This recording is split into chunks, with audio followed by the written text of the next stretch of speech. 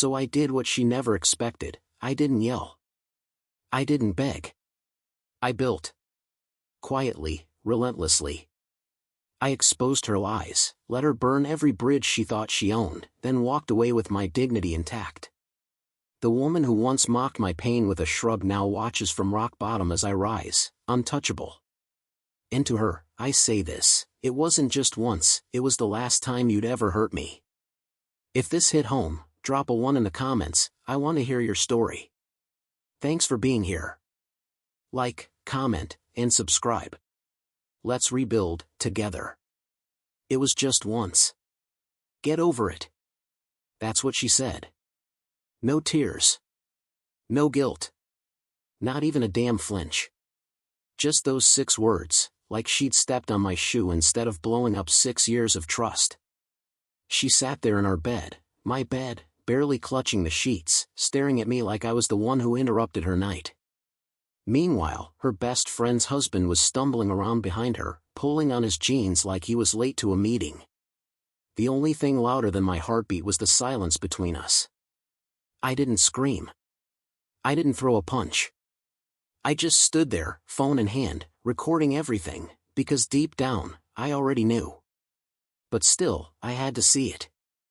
I had to hear her say it. It was just once. Get over it. As if betrayal came with a reset button. As if years of loyalty, rent paid, plans made, inside jokes and quiet nights on the couch could be tossed aside like a takeout box after dinner. No. That wasn't gonna happen. And in that moment, something in me shut off. The version of me that would have forgiven her. Gone. The man who once believed in forever with her. Dead. So yeah, if she wanted to play games, I'd play too. Only difference? I came to win. But before I tell you what I did next, how I made sure she'd never forget the look on my face or the destruction she caused, I need to tell you how I got here. Because this didn't start tonight. This started months ago, when the woman I loved started looking through me like I was a stranger. And the truth? I was. She'd already replaced me. 6 years ago, I met Alyssa at a charity event for a local animal shelter. I was just there to support a client, sipping flat champagne and counting the minutes until I could leave. She walked in wearing a red blazer, laughing at something her friend said, and the room shifted. Not in a cheesy movie way, just real. Natural. Like the volume dimmed on everything else. She was the kind of woman who made small talk feel meaningful. Confident, but not in that exhausting, performative way. Just present. Real. We clicked fast, unexpectedly. That night turned into a coffee date. Then dinner. Then a weekend trip to Asheville. Before I knew it, we were splitting rent in a 2-bedroom apartment in South End, arguing over who used the last of the oat milk and laughing about how we somehow became one of those couples who started each other's sentences. Alyssa worked in PR for a mid-sized firm downtown. Always polished, always on, the type of person who could turn a minor work screw-up into a client's favorite anecdote. I've worked in software sales for over a decade, mostly enterprise-level stuff. Boring on the surface, but it pays well and gives me a reason to get up and fight for my numbers. We had our routine: Monday night meal prep, Thursday takeout and Netflix, Sunday morning farmers markets. The kind of life that felt steady. Comfortable. Real. We talked about getting a dog. A house. Marriage. Hell, we even picked out baby names once after a couple glasses of wine.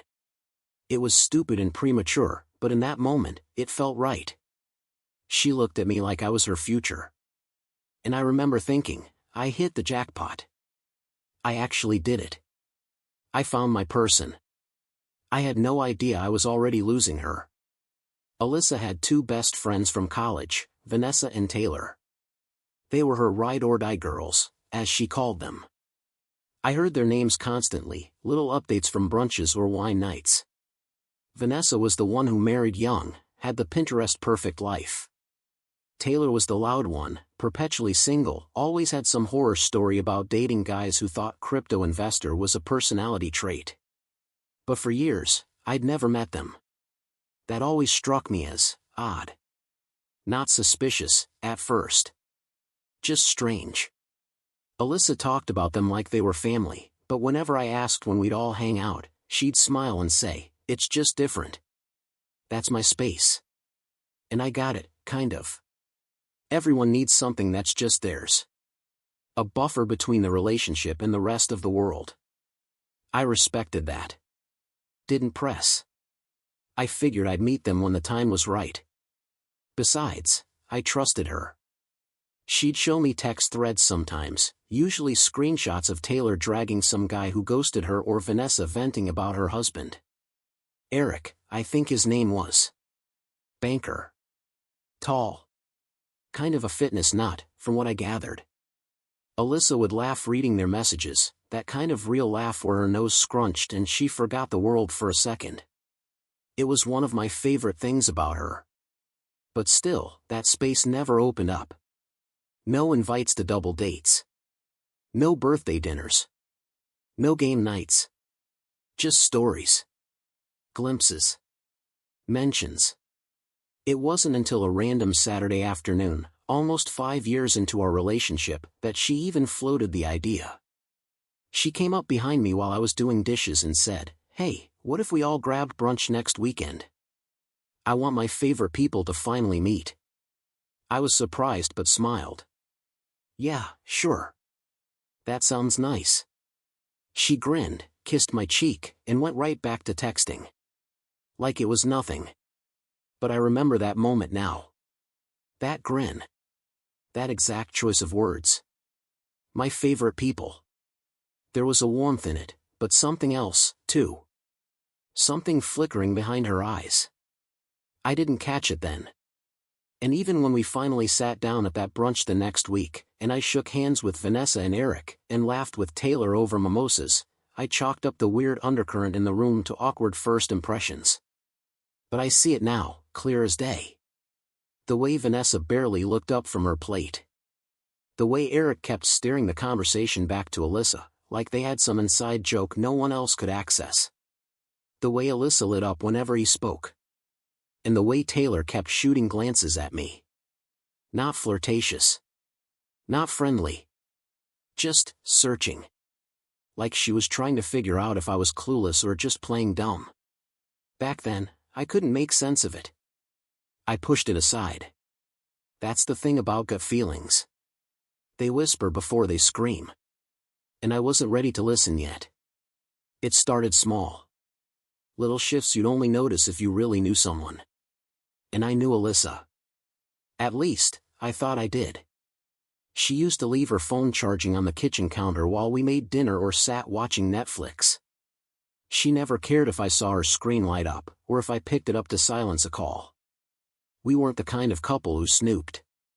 We never needed to. But then one night, we were on the couch watching a movie and her phone buzzed. She reached over, flipped it face down, and didn't say a word.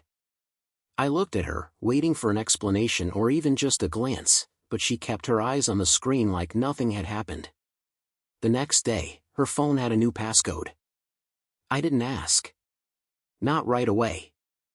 I told myself maybe it was for work, she handled clients, confidential stuff. Maybe her company was tightening up their policies. But something about it felt off. Then the girls' nights started coming more often. What used to be once a month turned into once a week. Sometimes twice. I'd ask casually, "Were you guys going tonight?" She'd shrug, "Just the usual spot. Vanessa needs a night out." And I'd nod, pretending not to notice the hesitation in her voice. The half-second delay, like she had to choose her words carefully. The weirdest part? She started mentioning Eric more than Vanessa. "Eric says this new Mediterranean place is amazing. Eric showed me this new workout app, remind me to send it to you. Eric thinks we should all go to a Panthers game sometime." At first, I played it off. The guy was her best friend's husband, right? So they hung out sometimes. Big deal. But it wasn't just what she said, it was how she said it. Every time his name came up, her eyes lit up just a little too much. Her tone softened, got that familiar warmth, the same one she used to have when she talked about me. I found myself lying awake some nights, listening to the sound of the shower running at midnight after one of her nights out, wondering why she smelled like a hotel soap brand we didn't own. Or why her lipstick was different from what she'd left the house wearing. Still, I said nothing. Because when you're in love with someone, your brain goes to war with your gut. You start explaining things away. You hold on to the version of them you built in your mind, even as the real version begins to drift farther and farther away. And I kept hoping, desperately, that I was wrong. But deep down, a voice I'd ignored for too long was getting louder. Something wasn't right. And soon, I'd get a message that made it impossible to ignore anymore. It was a Thursday night when it happened. I was at my desk finishing up some invoices when my phone buzzed with a notification from an unknown number. No name. Just the words. Check the camera history. That was it. No greeting. No context. Just that. At first, I thought it was a scam or spam text, some AI-generated phishing thing. But the timing felt too surgical. Too precise. The apartment had one security cam, just a cheap Nest camera mounted in our bedroom. I'd put it up years ago after a break-in scare in the building. We barely used it, mostly just for peace of mind when we traveled.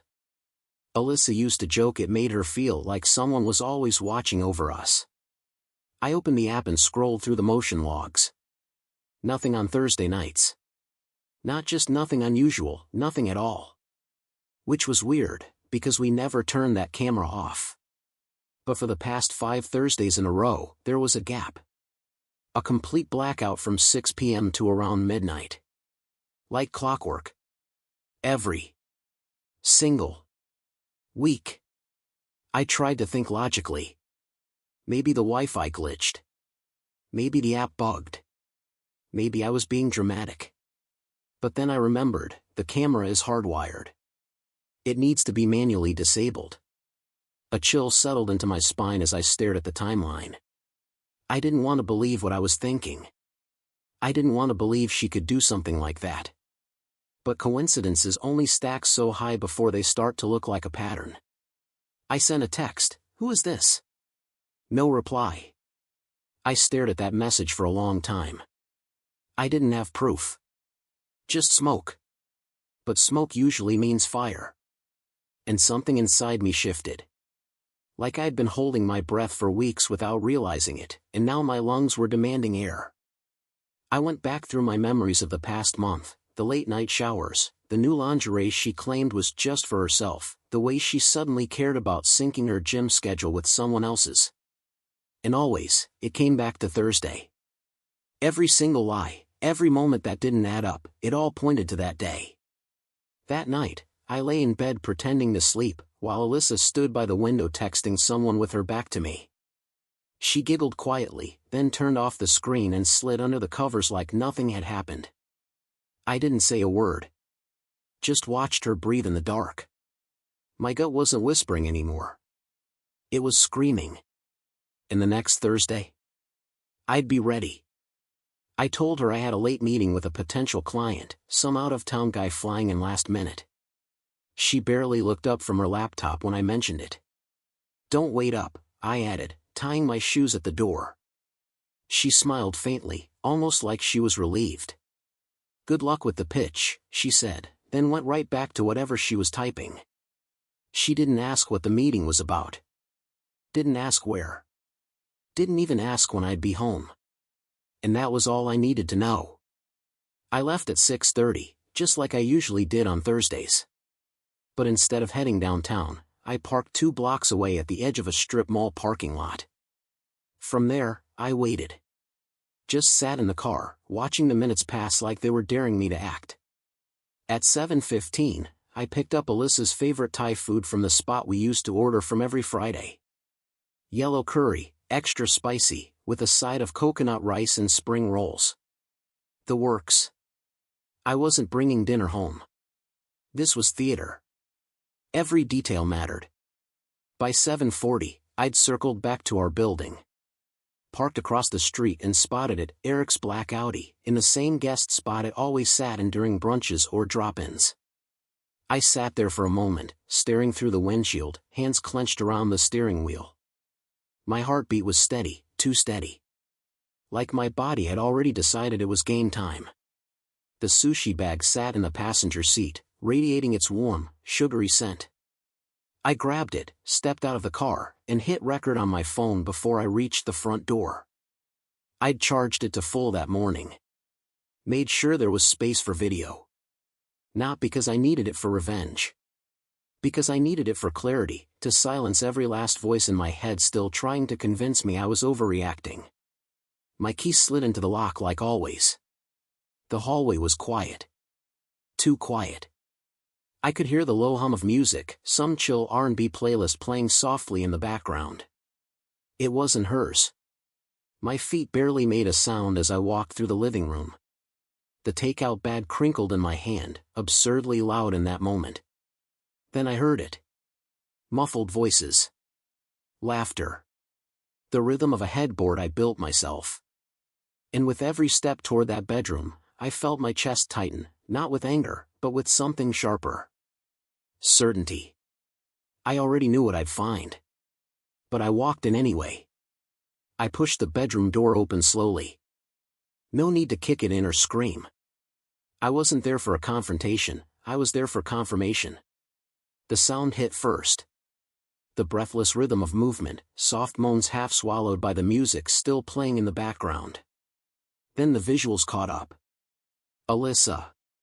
On her back. Her hands in his hair. Eric. Shirtless. Focused. Familiar. My body didn't react the way I thought it would. No shouting. No sudden fury. Just stillness, like everything around me had slowed to a crawl.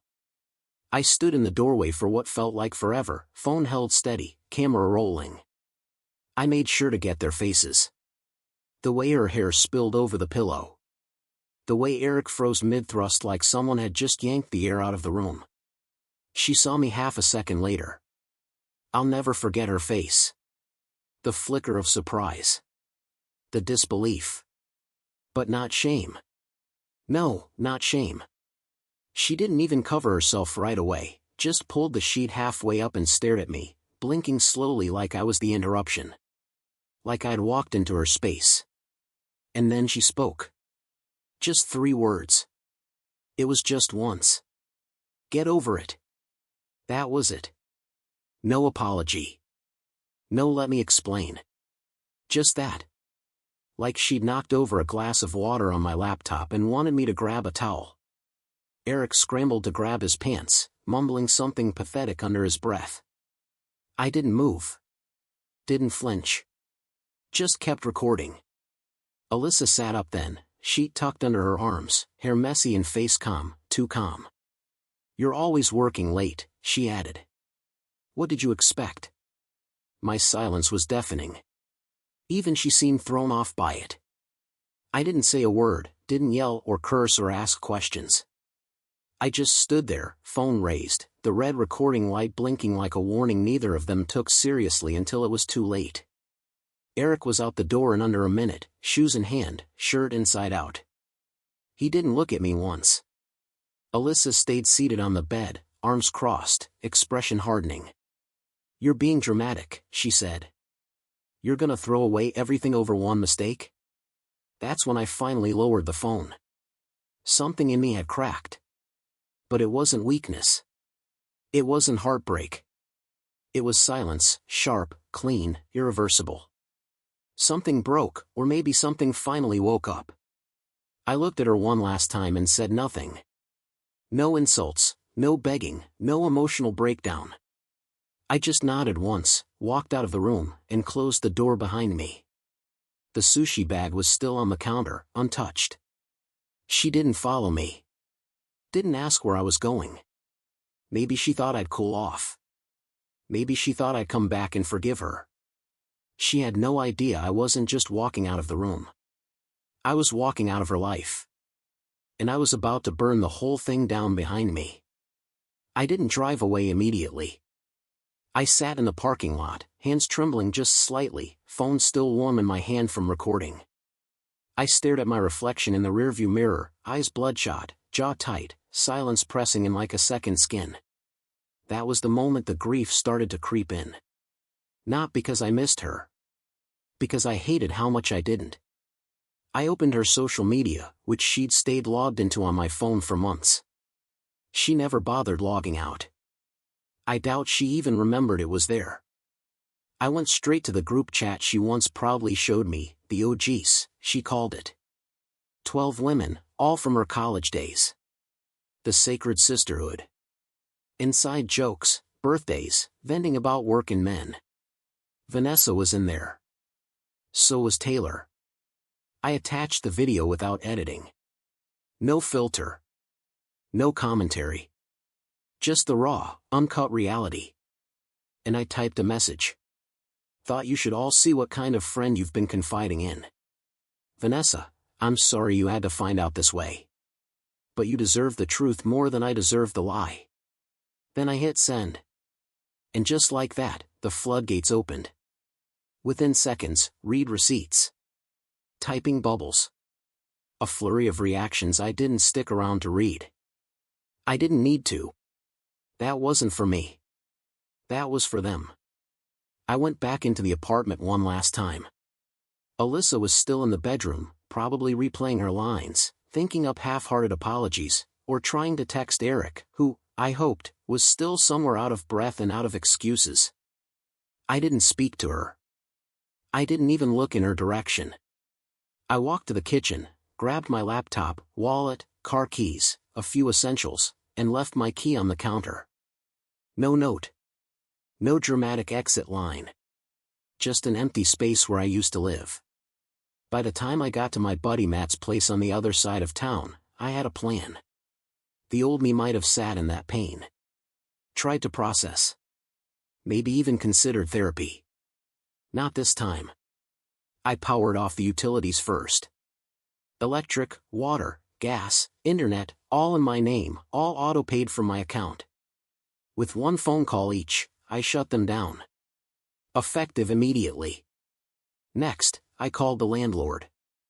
The lease was under me alone, her credit hadn't qualified back when we moved in. I'd been covering most of it anyway. I paid the early termination fee, gave notice, and arranged to end it within 30 days. Then I called my credit card company. She was still an authorized user, something I'd added years ago during a vacation emergency. I had her removed in less than 10 minutes. No rage. No arguments. Just decisions. Precise. Surgical. Clean. By the time I set my phone down that night, Alyssa's world was unraveling, and I hadn't raised my voice once. That was the thing she never understood. She always thought silence meant weakness. But in the hands of someone who's finally done, silence is the loudest thing in the room. 3 days of silence. Not a single word from me. No texts, no calls, no response to her frantic voicemails or the predictable apology emails. Then came Monday. I was halfway through a sales meeting when my receptionist pinged my desk phone. Hey, there's someone here asking for you. Says it's personal. Kinda won't leave. I didn't need to ask who.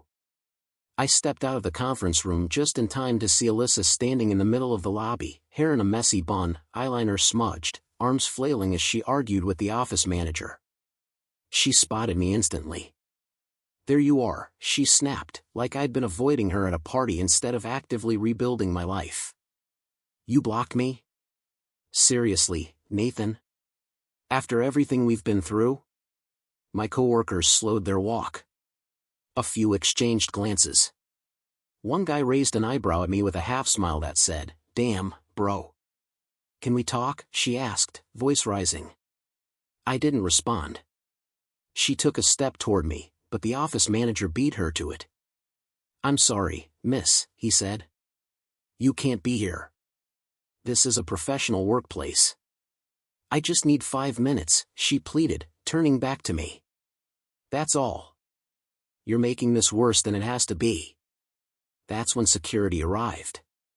Not fast, not aggressive, just calm and firm. As they led her toward the door, she broke. "You ruined my life," she shouted. "You told everyone. You humiliated me." The doors closed behind her, her voice fading into the quiet hum of the lobby. I turned back to my desk, barely blinking. She betrayed me. Lied to my face. Made me question my own instincts. And now she wanted me to save her? Nah. She wanted chaos, and I gave her consequence. There's a difference.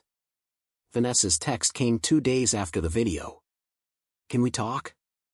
That's all it said. No emojis. No explanation. Just 6 characters that felt heavier than anything Alyssa ever told me in 6 years. We met at this little hole-in-the-wall bar on the edge of town, one of those quiet places where the jukebox plays sad songs no one picks and the bartender knows when not to ask questions. She was already there when I walked in, sitting alone at a high top in the far corner. A half-empty glass of wine sat untouched in front of her. She looked hollow. Skin pale. Shoulders hunched like she'd aged a decade in a weekend. I sat down across from her without saying anything. Just waited. She didn't look at me for a while. Her fingers traced the rim of the glass like she was trying to draw courage from the movement. Finally, she took a breath and said, "Thank you." Her voice was soft. Raw. Like she hadn't spoken out loud in days. "I don't know how you stayed that calm," she added. "If I'd walked in on what you did, I think I'd be in jail." I gave a tight nod. It didn't feel like calm. It felt like shutting down. She looked up then. Her eyes were red, swollen. I didn't ask if she'd been crying, it was obvious. "I knew something was off," she said, voice shaking. "But every time I brought it up, he'd gaslight me. Make me feel like I was paranoid. Told me I was insecure, that I needed help." I clenched my jaw. That part hit too close. "He was all over my phone bill," she continued. "Disappearing during lunch breaks. Always had some work crisis. But the video." She broke off, staring down at her hands. They were trembling. I kept thinking, no, hoping, that it was just flirting. Maybe emotional cheating at worst. But that? She shook her head. That was betrayal in HD. I didn't say anything. What could I say that would make any of this easier? Then she said something that changed everything. "I'm pregnant." My breath caught. "What?" 6 weeks, she whispered. "I was going to tell him this week. Thought maybe it would bring us closer. Thought maybe it would snap him out of whatever this was." Silence settled between us like wet concrete. She let out a dry laugh that sounded more like a sob. "Alyssa held my hand last week while I cried about how distant he's been. She gave me advice. Told me to be patient. Said he was probably just stressed." She looked at me again, eyes wide and empty. She was sleeping with him the whole time. I could feel my chest tighten, not just with anger, but with something deeper. Solidarity. Grief. Fury for her, not just for me. Because betrayal like this doesn't hit in one place. It hits everywhere. Vanessa didn't cry. Not in the way you'd expect. Her eyes were dry, voice steady, but there was something far worse in her expression. Resignation. Like the tears had already run their course, and now all that was left was the wreckage. "I thought maybe the baby would change him," she said, hands still wrapped around the glass of wine she hadn't touched. "Not because I believe a kid fixes anything. I'm not naive. But, he talked about being a dad. Said he wanted to be better than his own father. Said he wanted to protect our future." Her laugh was bitter. Meanwhile, he was tearing it apart one hotel room at a time. I didn't interrupt. Just let her talk. Sometimes words are all people have left after the truth detonates. "Alyssa told me to hang in there," she said after a pause. "Told me guys get distant when they're stressed, especially men like Eric, ones who have everything to lose. She said, maybe he's just scared. Maybe he's trying to figure it out quietly. Her voice cracked then, just slightly. She was probably texting him under the table while she said it. I looked at her, really looked at her. And for the first time since this all blew up, I wasn't thinking about me. I was thinking about her, about what it must have felt like to sit across from someone you trusted with your marriage, your body, your baby, and not know they were the ones setting fire to it. She held your hand, I said quietly, while she stabbed you in the back. Vanessa didn't respond. Just nodded. It was the kind of pain you can't scream through. You just carry it. You hold it like a weight in your chest, knowing it'll never quite go away, only settle. She tried to call me, she said. Today. Left a voicemail. Said she's sorry. That she didn't mean for it to happen. That she never expected to fall for him. My jaw tightened. Fall for him? That's what she's going with. Apparently. Silence fell again. Not the awkward kind, something heavier. Something honest. Finally, she pushed the glass away and stood. I'm not keeping it, she said. The baby. My heart sank, but I understood. That was her decision, and no one had the right to judge it. You sure? I can't bring a child into this, she said. Not when their father is this. Not when I feel like I lost part of myself just trying to be loved. She paused, then looked me square in the eye. They don't get to win. She said it like a vow. And in that moment, I saw it, the steel in her spine. The resolve. She wasn't broken. She was just getting started. So was I. It had been a few weeks. Long enough for the dust to settle, for the chaos to quiet down, for the phone calls to stop flooding in every hour like a dam had cracked. Then one night, just after I got back from work, she showed up. I heard the knock before I saw her. It was soft, too soft for a stranger, too familiar to be anyone else. I opened the door to find Alyssa standing there, eyes red, hoodie pulled over her head like she could disappear into it. She looked smaller somehow. Shrunk. Nathan, she whispered, voice already quivering. Can I come in? I leaned against the doorframe, arms crossed, saying nothing. She hesitated, then started crying. Real tears. No makeup. No script. I made a mistake, she said, choking on the words. A really, really big one. I messed up. I miss you.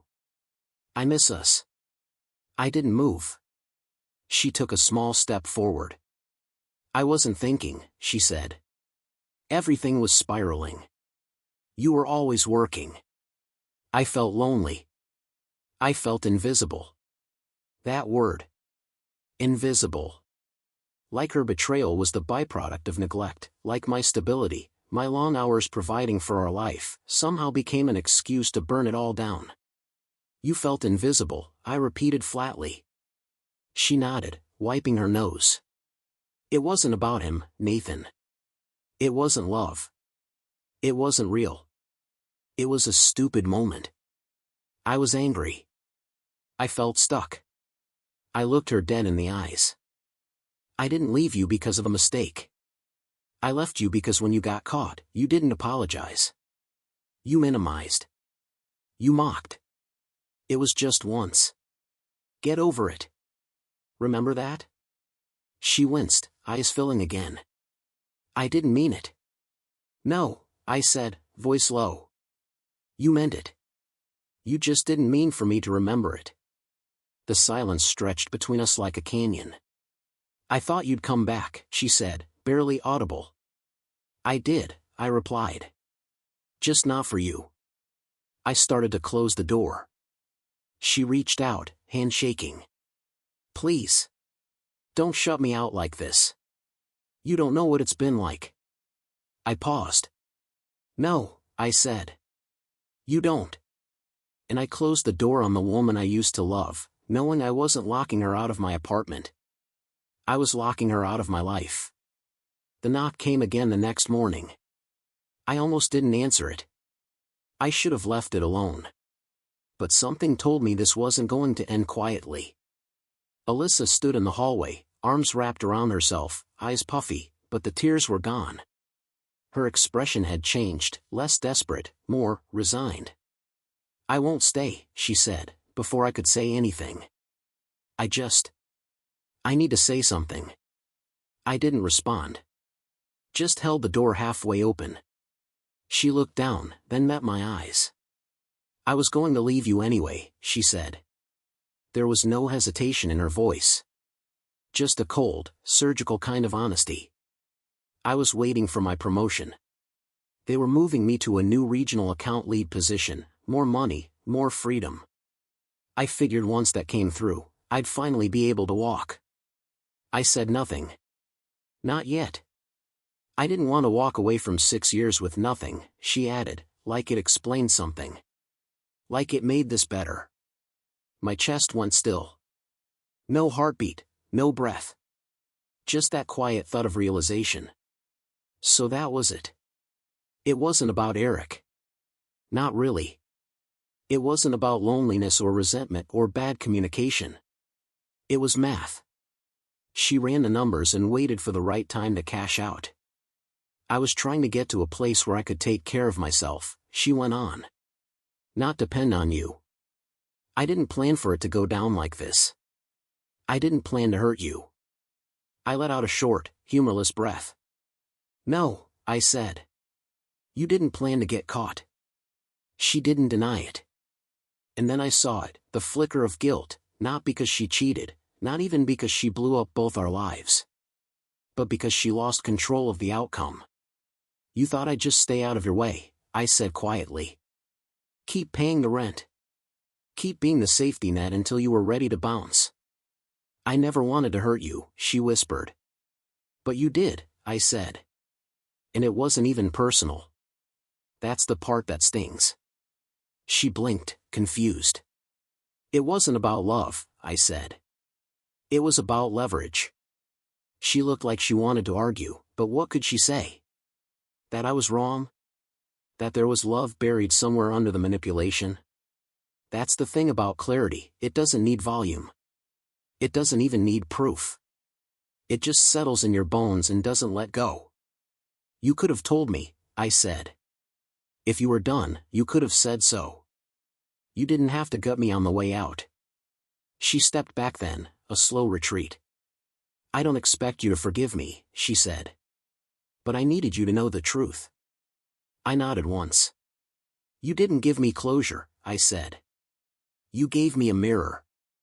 Then I shut the door. And this time, I knew it would stay shut for good. The first night in the new apartment, I couldn't sleep. Not because of stress. Not because I missed her. It was the silence. It wasn't the kind of silence that presses on your chest or reminds you of what's missing. It was the kind that stretches out like a breath you didn't know you were holding.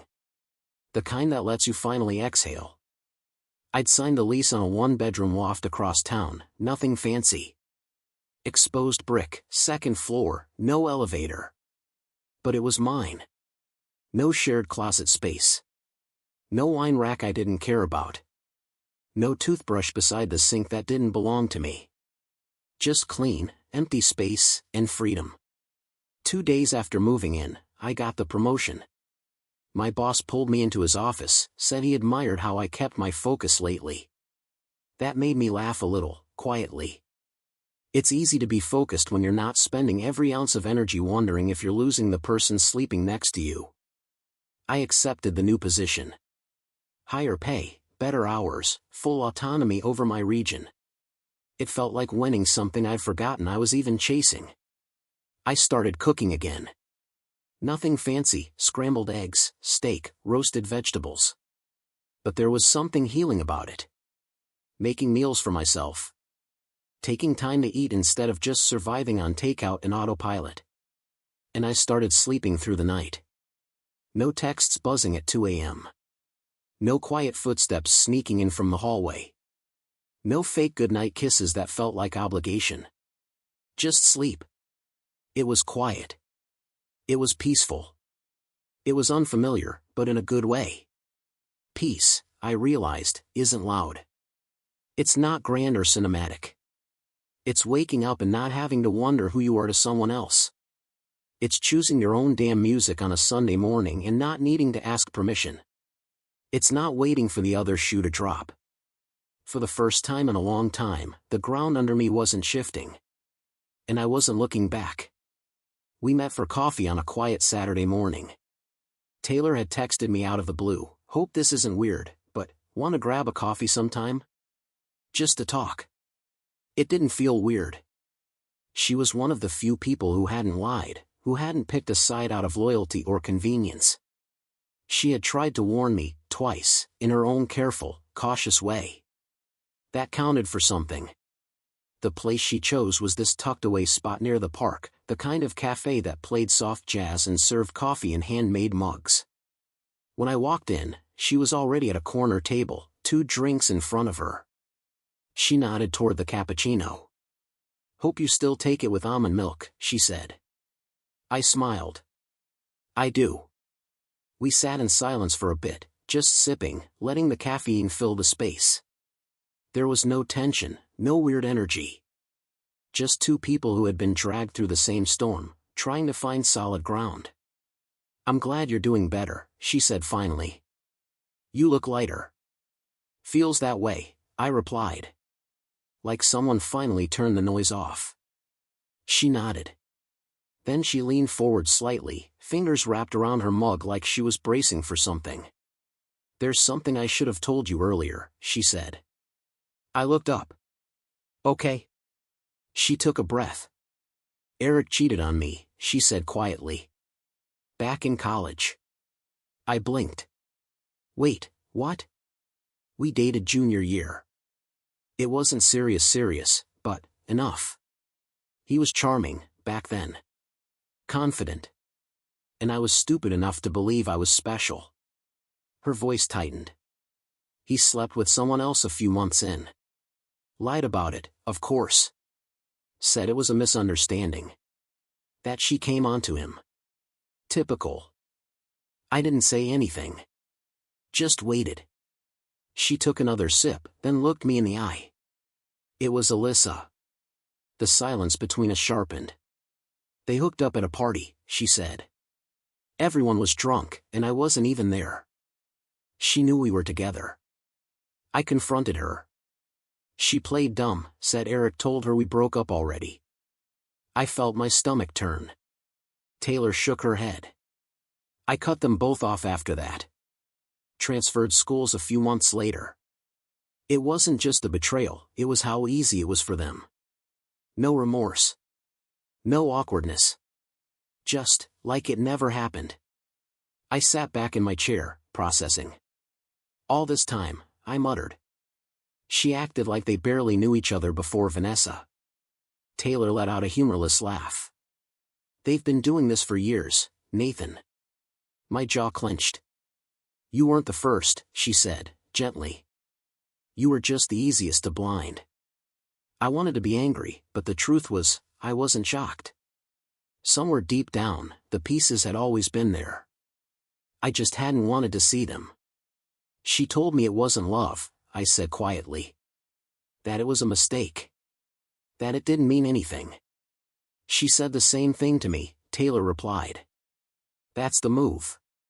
Make it sound like nothing so they don't have to answer for what it actually meant." I nodded slowly, the weight of it all settling in my chest like concrete. "Thanks for telling me," I said. She gave a small, tired smile. "You deserve the whole story." We didn't stay much longer after that. We walked out into the sunlight, 2 people who had been on opposite sides of the same lie. Before we parted ways, she turned to me. "Whatever you're building now, keep it clean. Keep it yours." And with that, she walked away. No drama. No strings. Just truth, finally told. The last box sat on the floor next to the bookshelf. I'd been putting it off all day, not because it was heavy, but because it held the last pieces of my old life. A few photo frames I hadn't gotten around to replacing. Some books we picked out together at that used bookstore in Asheville. A folded hoodie of hers that somehow ended up in my stuff. I didn't know why I kept it. Maybe to remind myself what it used to feel like to be loved by someone who didn't mean it. I dropped the hoodie into the donation pile and went back to the box. Beneath a stack of old bills and tangled charging cables, I found a yellowed envelope with my name on it, written in my mother's handwriting. I sat down slowly, the hardwood cool under me, and opened it. I'd forgotten about this letter. She'd written it to me during my first real heartbreak, years ago, when a high school girlfriend cheated on me and I thought the world was ending. She never gave it to me directly. Just left it on my bed with a note that said, "When you're ready." I unfolded the paper and started to read. Nathan. Sometimes the people we love the most are the ones who hurt us the deepest, not because they're cruel, but because we put our hearts in their hands and forget that hands can drop things. Let this pain shape you, not shatter you. And remember this. Don't fight to stay where you're unwanted. You are not meant to beg for love. You are meant to give it freely, and receive it back without question. I sat there for a long time after that. Not crying. Not even angry. Just still. It hit me, in the quiet, I had spent so much of the last 6 years trying to be good enough. Trying to hold everything together. Trying to be stable, consistent, the safe place. But love that's real doesn't need scaffolding. It stands on its own. I folded the letter, tucked it into my wallet, and sealed the last box. There was no dramatic goodbye. No burning photos. No playlist of sad songs echoing through empty rooms. Just a man, alone, closing a door that needed closing. And for the first time in a long time, it didn't feel like a loss. It felt like a return. To myself. The email came late one night, around 1 a.m. Subject line, "You ruined my life." No greeting. No build-up. Just a flood of words, tumbling into each other like she was typing through tears or rage or both. She blamed me for everything. Said I humiliated her. Said she lost her job, her friends, her apartment. Said I had no right to go nuclear over a single mistake. Said I turned everyone against her. And then, in the last paragraph, she wrote, "You were supposed to be different. You were supposed to fight for me. Instead, you destroyed me." I stared at the screen for a minute. Not angry. Not even surprised. Just tired. Tired of the spin. Tired of the revisionist history. Tired of people like her thinking actions shouldn't come with consequences. I clicked reply. Typed slowly. Clearly. With the kind of calm that only comes when you finally stop caring what someone thinks of you. Alyssa. I didn't ruin your life. You did that all by yourself. You made choices. Repeatedly. Intentionally. And when you got caught, you didn't apologize. You minimized. Mocked. Lied. I didn't destroy you. I exposed you.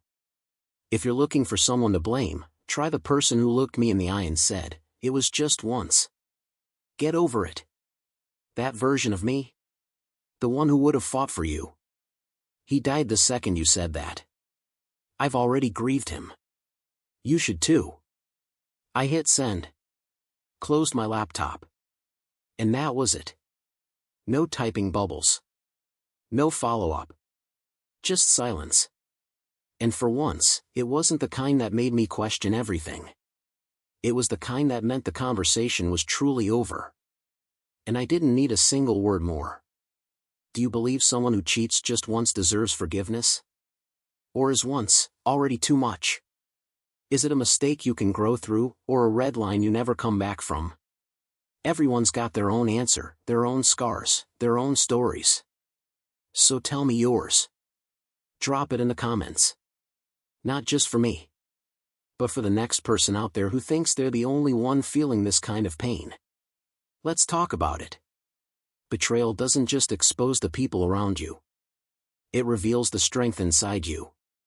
It forces you to look at yourself, at the part of you that stayed, that tolerated, that gave second and third chances. And then it asks you, now what? You can carry it.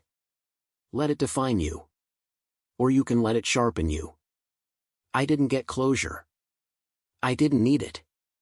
I got something better. I got clarity. I got peace.